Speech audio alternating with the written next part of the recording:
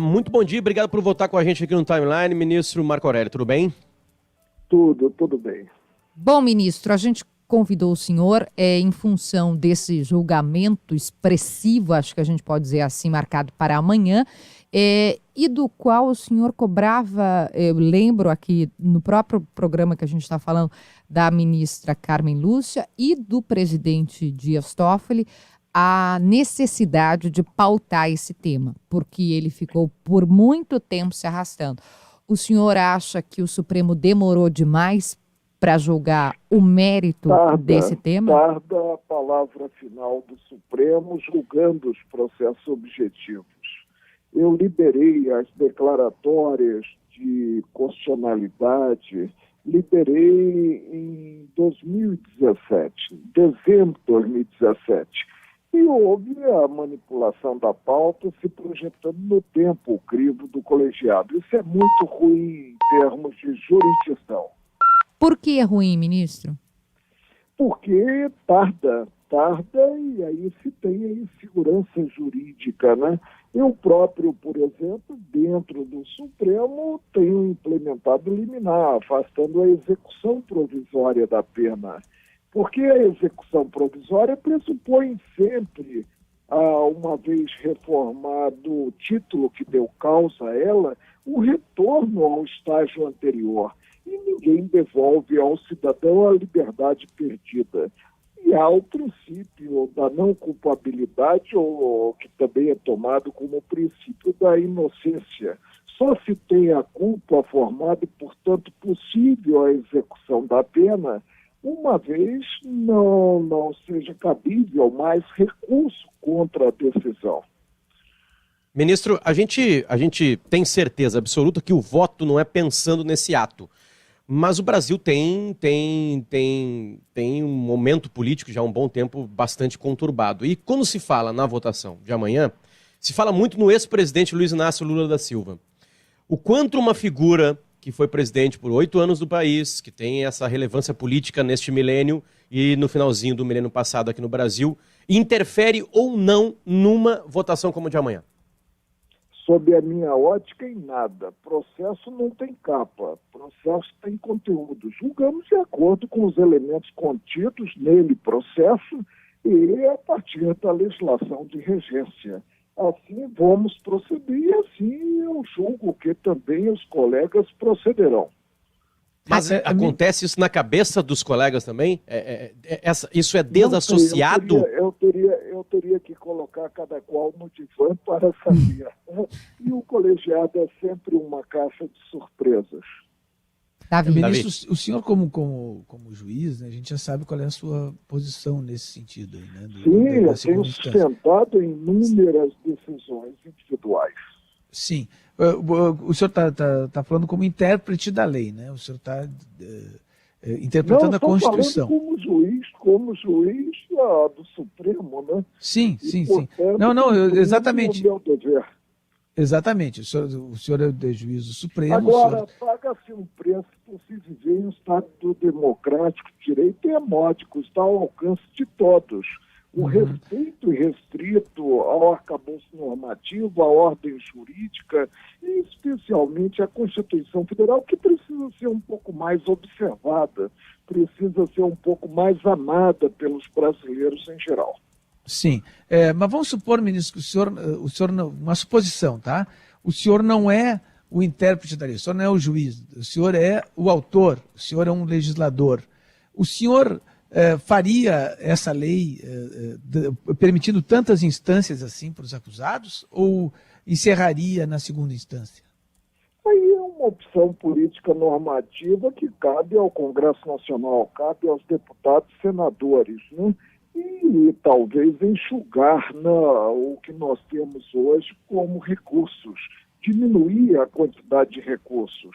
Mas enquanto houver o que há hoje, nós precisamos realmente tornar prevalecente a Constituição Federal.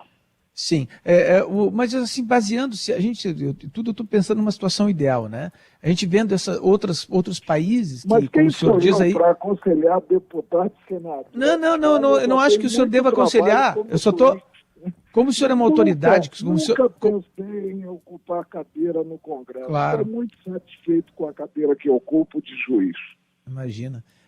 Agora, eu digo o seguinte, não estou dizendo que o senhor deva aconselhar, estou dizendo como o senhor é uma autoridade, conhece a lei, conhece leis de outros países também, em que tem outros métodos, qual que o senhor acha que seria o sistema perfeito para o Brasil? O sistema perfeito, não há perfeição. Perfeição é uma utopia, né? É algo inalcançável. Nós já buscamos, mas não a alcançamos. E o ideal qual seria, ministro? Hein? E o ideal qual seria? Já que o perfeito não existe. Não, o ideal vocês têm que ligar para um deputado, um senador, para que ele se pronuncie no campo político normativo. Eu não posso me pronunciar, não adoto posição sob essa ótica. Eu sou um aplicador da lei, eu sou um guarda da Constituição Federal. Ministro, no julgamento, não de mérito, que é esse que vai acontecer amanhã, né? Mas naquele lá atrás... Amanhã não acontecerá julgamento. Amanhã nós ouviremos apenas os advogados. Prosseguiremos na quarta, na sessão matutina. Eu já estava pensando aqui quantas sessões deve durar. Então, o senhor me adiantou uma pergunta. Deve durar o quê, na sua avaliação, umas 3 sessões? Há umas 3 ou 4 sessões. 3 ou 4, vai né? Vai depender muito dos colegas. Se eles pretenderem atuar como relatores, né, imaginando que estão numa academia, nós não terminaremos tão cedo. Mas vamos conciliar aí celeridade e conteúdo. Vou prolatar o meu voto, e aí o meu voto tem que ser um voto um pouco mais extenso, como relator, claro. E depois o presidente colherá os demais votos. A minha pergunta, ministro, é em relação àquele primeiro julgamento, que não de mérito, mas da urgência, né, como se fosse cautelar, agora me fugiu o termo jurídico, quando os partidos pediram essa urgência.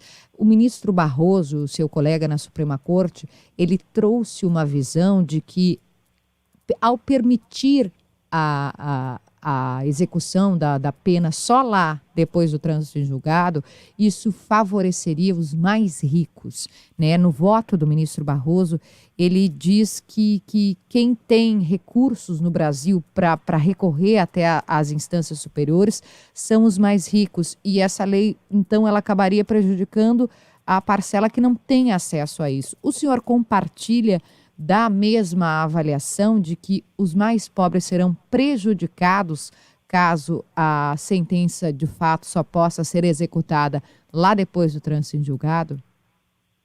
Nós temos óticas diferentes, né? O ministro Barroso potencializa muito o fim em detrimento do meio.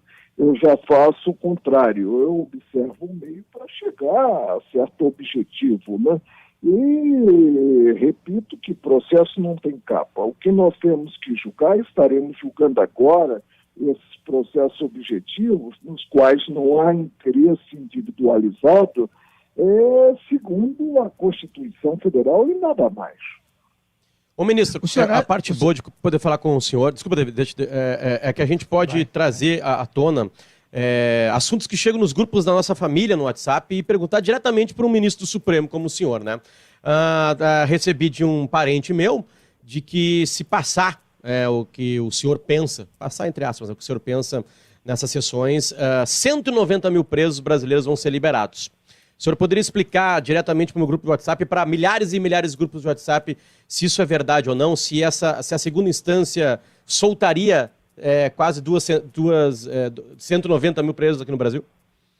Se o fizer, porque estariam presos indevidamente.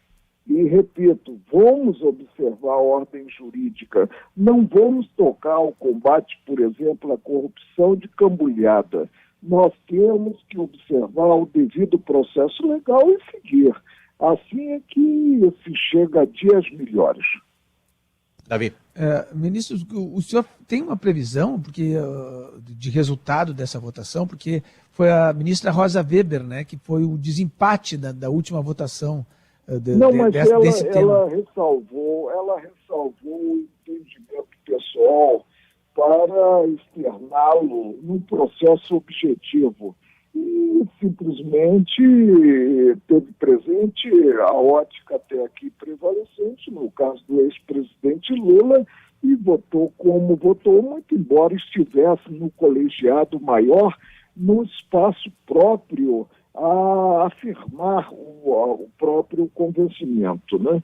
Agora vamos aguardar, o colegiado é sempre uma caixa de surpresas e que todos atuem percebendo a responsabilidade que tem no contexto. E a sua avaliação, ministro, a respeito de uma solução intermediária que vem sendo, né, ventilada aí, da possibilidade de ser até o STJ, o Superior Tribunal de Justiça, para depois, né, poder haver a prisão. O senhor simpatiza ou entende essa solução como possível? Olha, nós estaremos julgando o mérito. Isso talvez fosse possível como tutela de urgência precariamente, né? Agora, há o princípio lógico racional do terceiro excluído. Ou uma coisa é ou não é. Ou se tem presente o princípio da não culpabilidade, a necessidade de serem esgotados os recursos, ou não se tem. A não ser que se queira transformar aí o Superior Tribunal de Justiça em Supremo Tribunal de Justiça e implementar a meia-sola constitucional. O ex-presidente Lula vai ser solto se a segunda instância for não sei passar... a situação jurídica, quem deve saber é o advogado dele, a situação jurídica dele hoje, se ele já tem decisão condenatória transitada em julgado. Vamos esperar um pouco. E o senhor já disse aqui, né, em outras oportunidades também, acabou de dizer a frase que é particular sua, que processo não tem capa. O senhor teme que a Lava Jato seja enfraquecida? A Lava Jato se tornou quase ao contrário, ela será fortalecida, né? A Lava Jato pretende dar fidelidade a princípios e surge aí o princípio constitucional da inocência, da não culpabilidade. E o senhor teme que possa haver uma convulsão social? Eu lhe digo porque a gente... Não, de forma alguma, nós não podemos votar e conceder uma solução para o caso, né, imaginando numa visão míope, né, o que poderá ocorrer amanhã. Repito que paga-se um preço por se viver em um Estado de Direito e ao respeito à Constituição Federal. Ô, ministro, voltando um pouquinho e falando um pouquinho mais disso, assim, eu acho que os americanos são mestres em conversar sobre isso, até porque a Constituição deles é bem menor e mais antiga que a nossa, né? O senhor se agarra à Constituição. A Constituição brasileira, ela consegue ser, não estou falando só no âmbito de direito, assim, mas ela consegue ser respeitada no dia a dia, na vida, entre aspas, real. Quando o senhor se agarra à Constituição, o senhor tem certeza absoluta que ali estão todas as curas para os nossos males? É ela que nos cura? Ou a realidade, às vezes, é diferente da Constituição? E aí, qual será o critério que prevalecerá? O meu, o seu, o da turba? Não, o critério da Constituição Federal. É a Constituição que nós temos, que vem a outra Constituição, quem sabe uma virada de mesa, e aí ter-se novamente um poder constituinte originário, né? Mas enquanto não tivermos, nós temos que observar o que está na Constituição e nada mais. E o quanto o senhor fica irritado com a Constituição brasileira, o cidadão Marco Aurélio Mello? Não, eu não fico irritado, ao contrário, eu tenho um amor muito grande por ela. Mas nem todos os brasileiros têm, como o senhor disse, né? Não são todos.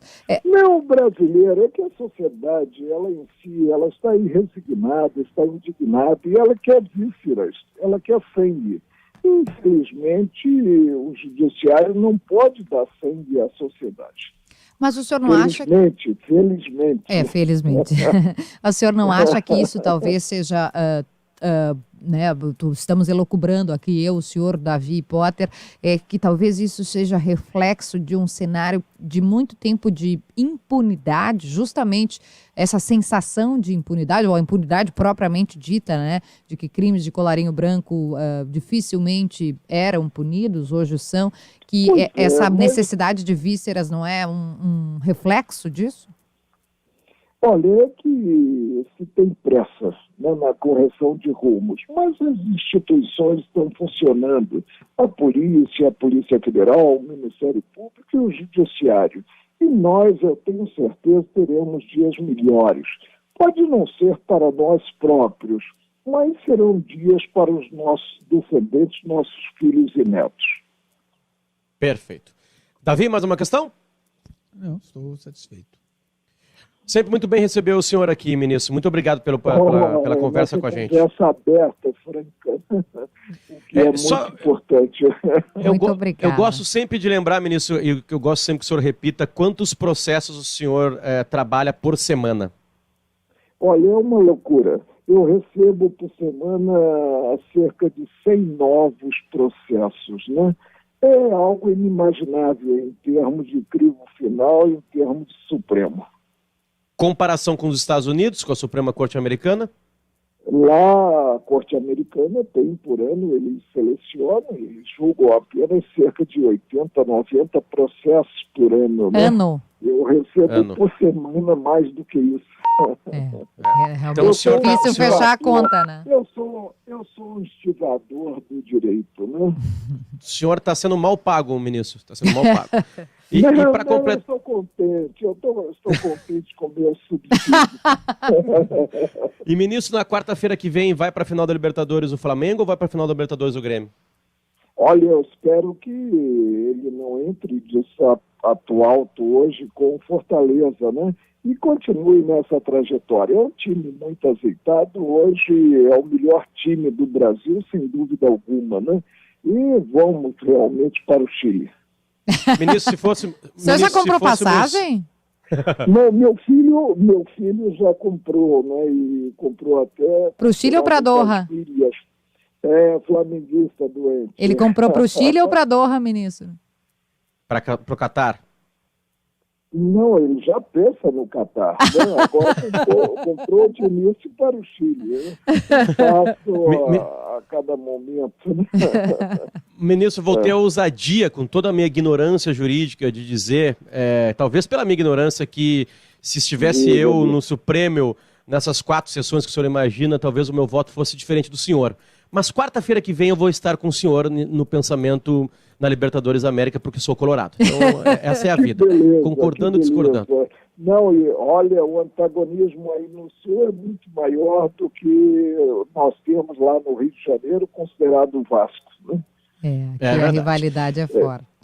Ministro Marco Aurélio Mello, obrigado. Muito obrigada, ministro. Volte sempre, bom trabalho. Muito obrigado.